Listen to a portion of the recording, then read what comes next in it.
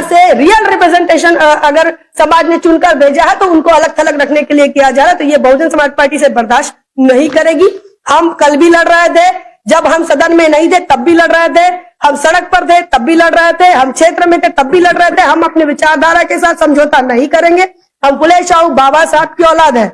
कोई क्षेत्र है तो वो आज की तारीख में कुमारे नगर है, सावित्रीबाई फुले वार्ड है, रमाई वार्ड है और चंद्रशेखर वार्ड है, और वहीं पर सबसे ज्यादा गड़बड़ी हुई है, वहीं पर सबसे ज्यादा भ्रष्टाचार हुआ है, और वहां पर सड़कों की समस्या है, लोगों के आवास की समस्या। और ऐसे में ही इसी प्रभाग के प्रतिनिधियों को प्रतिनिधि नहीं मानना, ये नगर पालिका प्रशासन और नगर पालिका में जितने भी चुने हुए सिलेक्टेड और इलेक्टेड जो मेंबर आए हैं वो तमाम लोग, वो इससे ये समझ में आता है कि इनकी जातिवादी सोच है। आइडियोलॉजी के तौर पर हम अलग हो सकते हैं, वैचारिक तौर पर, विचारधारा के तौर पर अलग हो सकते हैं, लेकिन लोगों ने जब चुन कर दिया तो उनका काम है कि हमें अलग थलग ना रखकर हमें कोई किसी जिम्मेदारी में शामिल करना चाहिए। तो क्या इनके, जब तक इनके दरबार में अगर हम नहीं दिखेंगे तब तक इनके विषय समिति में हम नहीं रहेंगे।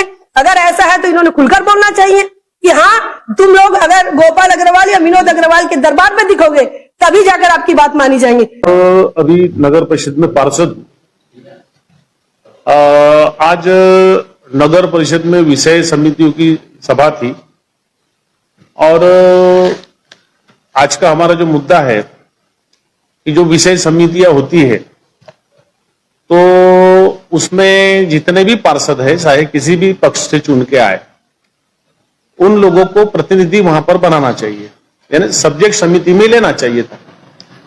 लेकिन हम बहुजन समाज पार्टी के मात्र 2 पार्षदों को किसी भी समिति में नहीं लिया गया, यानी हम लोग प्रभाग क्रमांक 8 के पार्षद चुन के आए हैं। यानी ऐसा हो गया कि अभी नगर परिषद के, मतलब इनके सिस्टम में हमारा प्रभाग नगर परिषद में नहीं है, ऐसा हो गया। क्योंकि हम ये नहीं बोल रहे थे, क्योंकि अभी इन्होंने कानून बनाया, नए नए ये कानून बनाते रहते। तो इसके पहले भी मैं 15-20 साल पहले पार्षद था, तब मैं समिति में था, यानी उस समय सिंगल चुन के आया था। अभी तो हम 2 आए। अभी के पुराने, देखो पहले मैं हर पूरे 5 साल सब्जेक्ट समितियों में रहता था। इस साल हमको दोनों को सब्जेक्ट समिति में नहीं, उन्होंने अभी नया समीकरण लाए तो बताया कि उनके हिसाब से आपको लेते नहीं आता। अगर हम कांग्रेस या बीजेपी में अगर चले जाते या उनके संबंधी या उनसे जो भी है, तब वो हमको ले सकते थे। यानी मुझे ये नहीं समझ में आया कि ये कौन होते हैं हमको उसमें सब्जेक्ट समिति में रखने वाले, कि भाई इस भारत का संविधान ये बोलता है कि जिसकी जितनी संख्या भारी उसकी उतनी भागीदारी। तो ये कानून बनाने वाले कौन होते?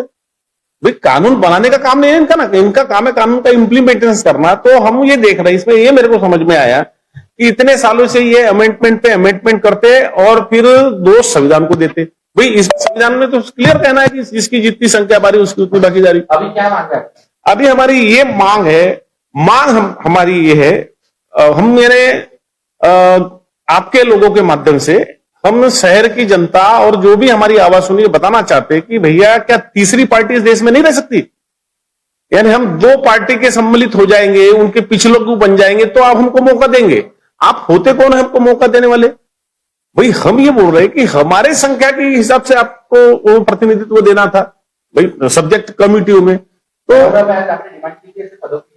नहीं, हमने कोई डिमांड नहीं की। हमको जो है बीजेपी कांग्रेस दोनों तरफ से ऑफर थे, सभी टाइप के ऑफर थे।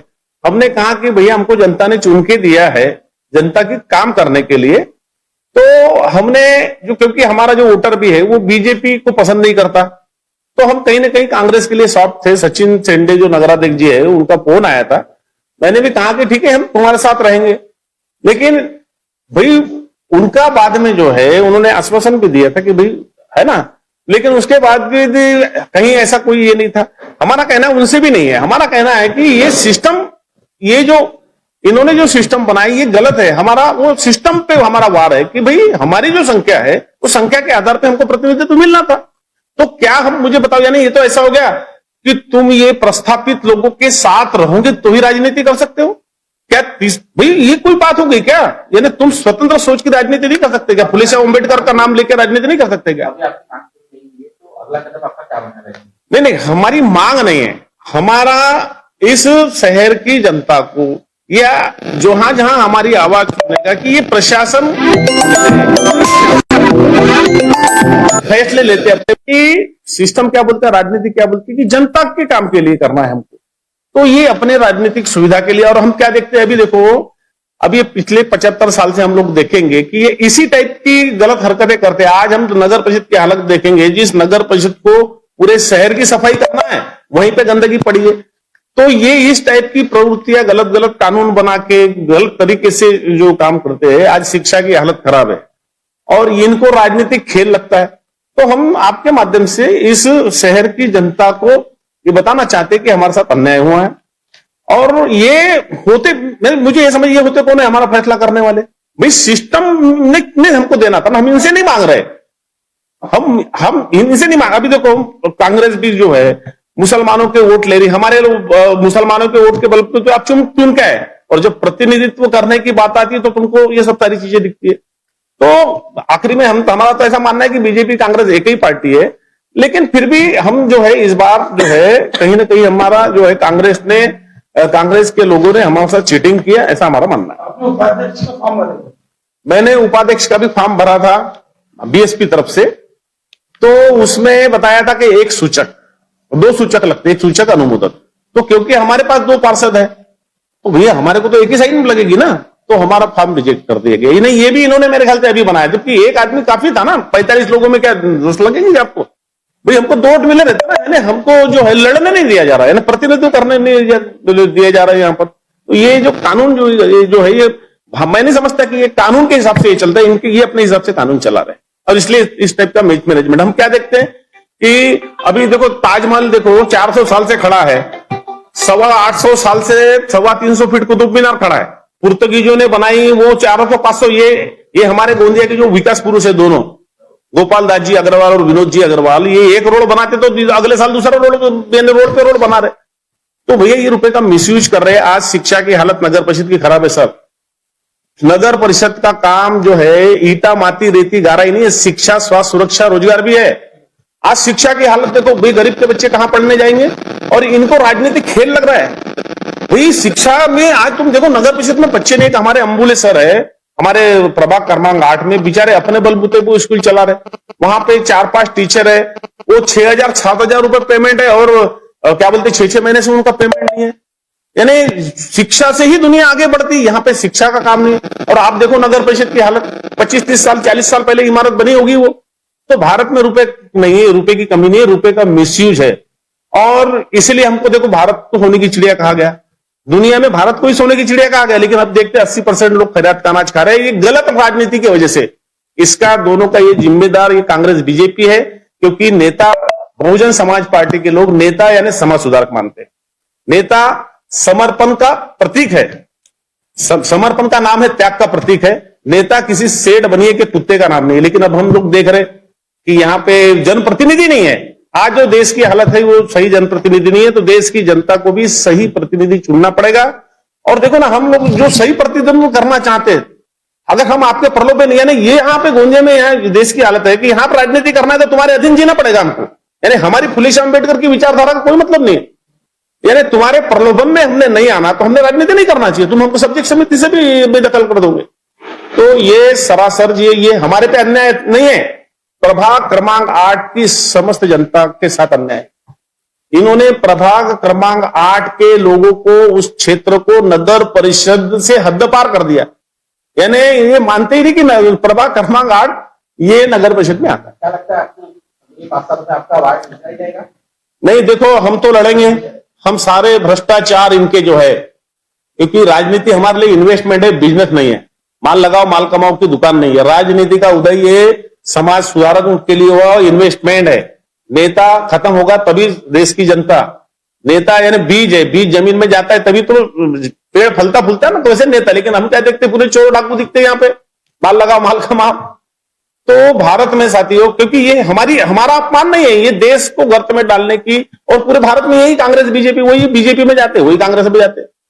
तो ये कहीं तो भी देश की जनता को, हमारे लोगों को समझना है कि भैया ऐसे ही चलता रहेगा तो अभी 75 साल हो गए, 75,000 साल भी आप कांग्रेस बीजेपी को वोट देंगे तो भी भला होने, क्योंकि हम देखते हैं ना कि देश $1 था कांग्रेस के समय, जब देश आजाद हुआ कांग्रेस ने 54 कर दिए, मोदी महापुरुष ने तो 92 कर दिया, तो रुपए का अमूल्यन हो गया भी, ये देश पीछे जा रहा है और हम मुसलमान पाकिस्तान में व्यस्त है। तो देश की जनता को भी आपके माध्यम से हम आपकी लड़ाई लड़ेंगे, किसी भी हद तक लड़ेंगे। हमारा विषय हमको समिति में लिया ये नहीं है, हमारा विषय कि आप यानी संविधानिक हक जो है, जिसकी जितनी संख्या बारी, यानी हमको अपने हक से आप प्रभाग क्रमांक 8 के लोगों को अपने हक से आपने जुदा कर दिए, तो इसका हम लोग निषेध करते हैं।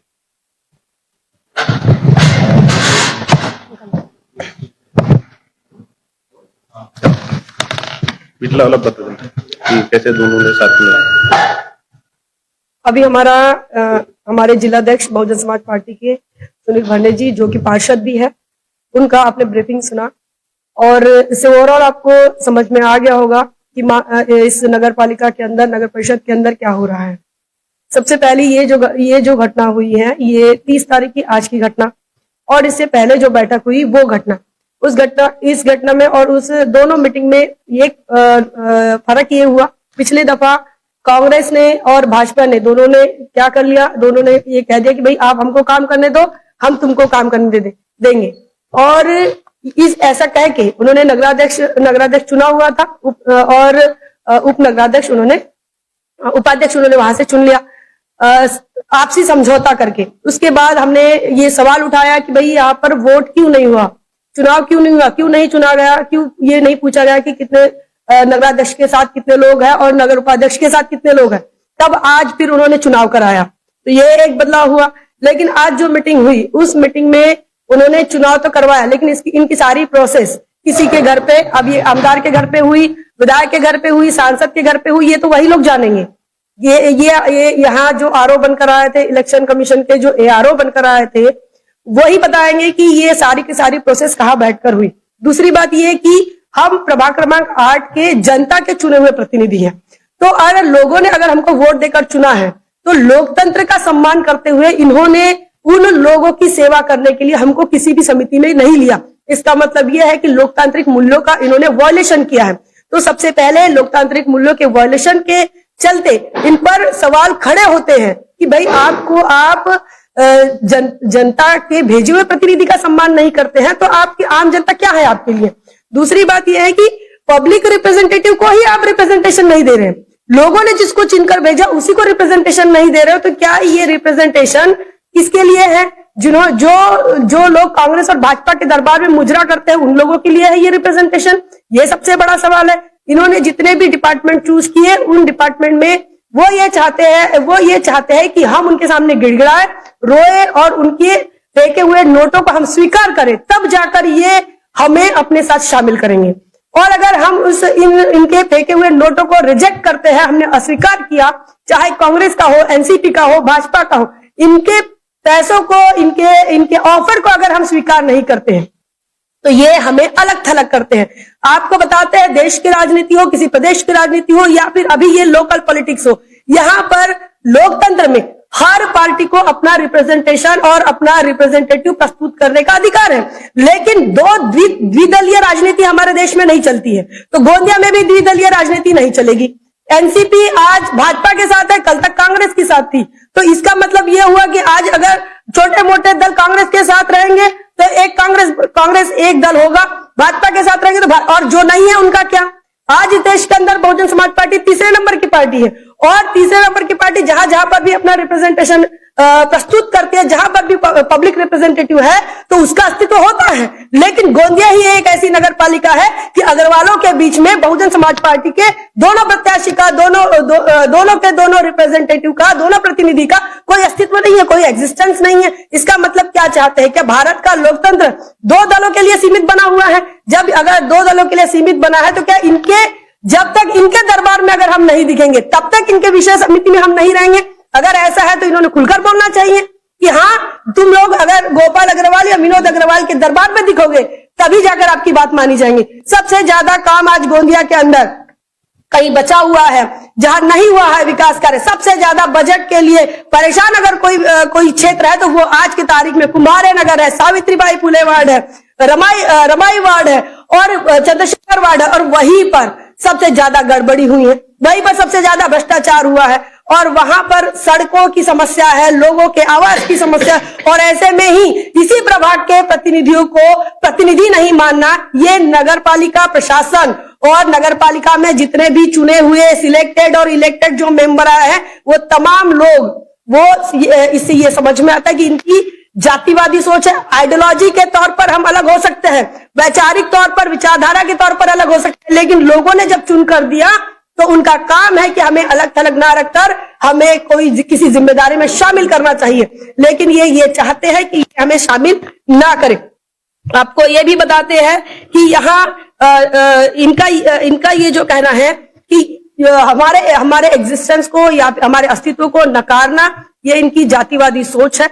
इनकी कांग्रेस और भारतीय जनता पार्टी और जिनके साथ जो छोटे मोटे जो दल है, इनके चेले चपाटे दल है, वो सारे के सारे एक हो गए हैं। तो ये हमारे तरफ से, बहुजन समाज पार्टी की तरफ से एक सलाह भी है, ये नौटंकी क्यों करते हैं इलेक्शन के समय में अलग अलग लड़ने की। भाई सीधा सीधा एक ही झंडा उठा लो, तुम काहे लगा कांग्रेस का झंडा उठाते हो, काहे के लिए आप एनसीपी का झंडा उठाते हो, काहे के लिए बीजेपी का झंडा उठाते हो, काहे के शिवसेना और तुतारी और ये सारी झंडे लेकर चलते हो। अगर आपको आपसी सामंजस्य ही बिठाल के काम करना है तो नौटंकी मैदान में क्यों होती है? जब आप सदन में बैठते हो तो सदन में आप कान में बात करते हो, सदन में बैठते हो आप तो आप सामंजस्य, आप हमारा काम मत रोकना, आप हमारा काम मत रोकना, तो नौटंकी क्यों कर रहे हो?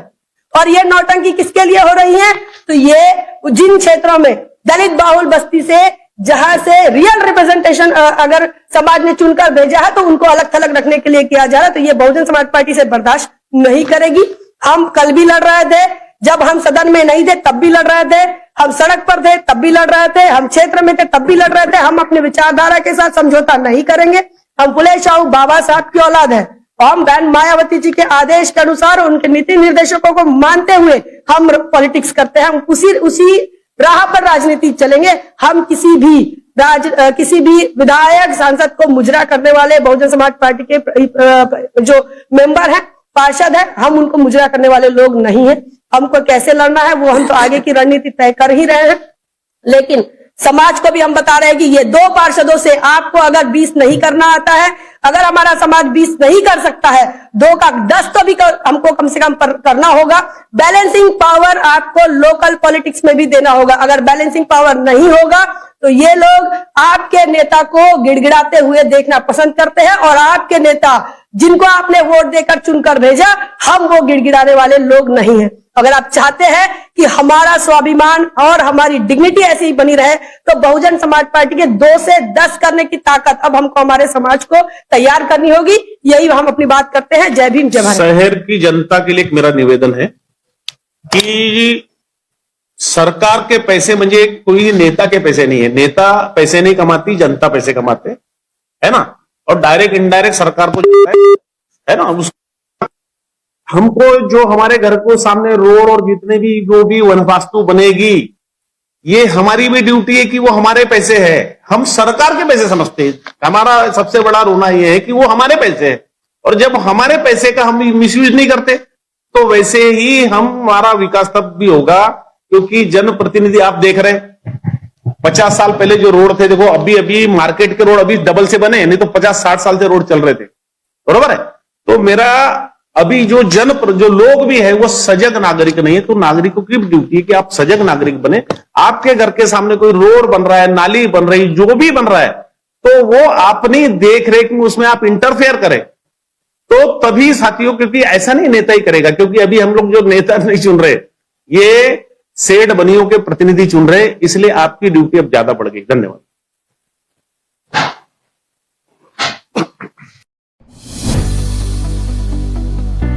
बहुजन समाज की हर खबर पाने के लिए चैनल को सब्सक्राइब करें, लाइक करें, शेयर करें। नेशनल चौपाल को बचाने के लिए ज्वाइन बटन क्लिक करके चैनल की सदस्यता लें और चैनल को आर्थिक मदद करें।